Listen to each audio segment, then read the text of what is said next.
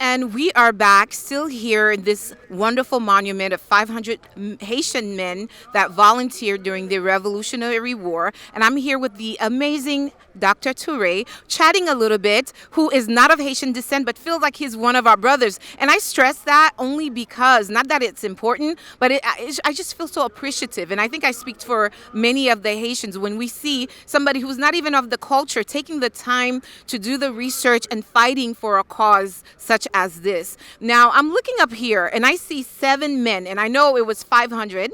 So would you explain, and I know we're honoring everyone, Yes. but how did they come up with the concept of these 7 men? In fact, James Maston, who was the sculptor, James, when he was doing the shaping of the monument and the feeling of the monument and the spirit of the monument, he realized that there's a message that needs to be conveyed.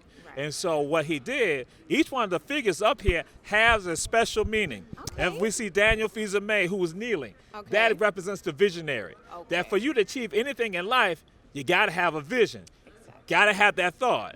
Then what happened, you got to go forward. And so Wilfred Fils-Aimé represents, again, the foot soldier. That's the one that is aiming and firing because, again, you got to go forward with regards to your vision.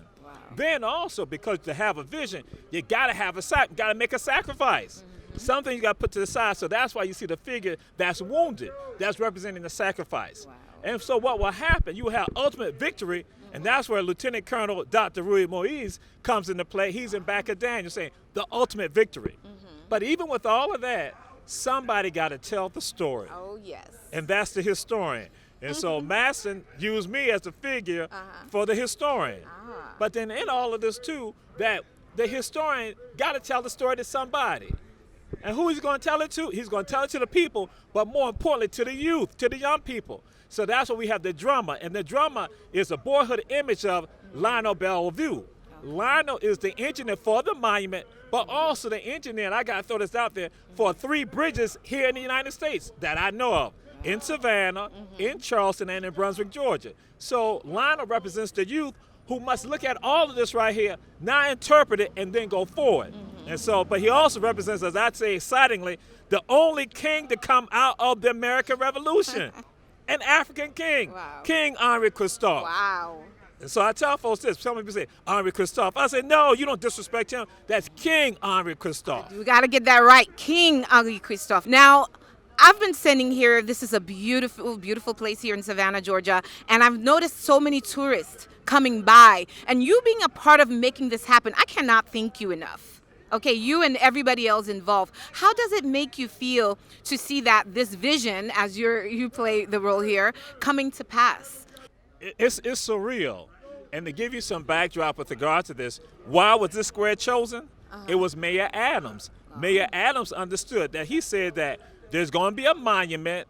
He said that will be in Savannah, and working with the Haitian American Historical Society, there will be a monument. And he said the monument will not be on a square that's off the beaten path.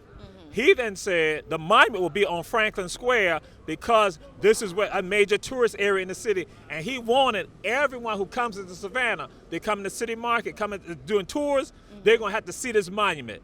So it's the vision of Mayor Adams, and in back of us, or in back of me, is Historic First African Baptist Church. So that's why he wanted all this to now be a part of this amazing story, and that he wanted folks to know about these brave men, the Affranchi, who will come from Haiti and fight here in the American Revolution. So he had the vision about making sure it was right here on the square. Well, definitely, we are here watching the vision come to pass. There's nothing like having a plan, a goal, and executing it. This is absolutely amazing. Looking at our viewers and talking to them, what would you like them to know, the Haitians and even the ones that are not Haitian, about this monument? This represents all of our story. As we say, the diaspora. The diaspora, that's why all the children of Mother Africa. Because I tell folks, I say, Haiti, Mother Haiti. Haiti is the mother of all of us in the Americas and around the entire world. So we show proper homage to our mother. And that, again, as I tell folks, Haiti is the mother of independence in the Americas. No matter what someone else says, and that we need everyone to understand that and know that and embrace that. Wow. So there you have it. I am being educated today, and I know a lot of the viewers are, but we are going to be back after these videos.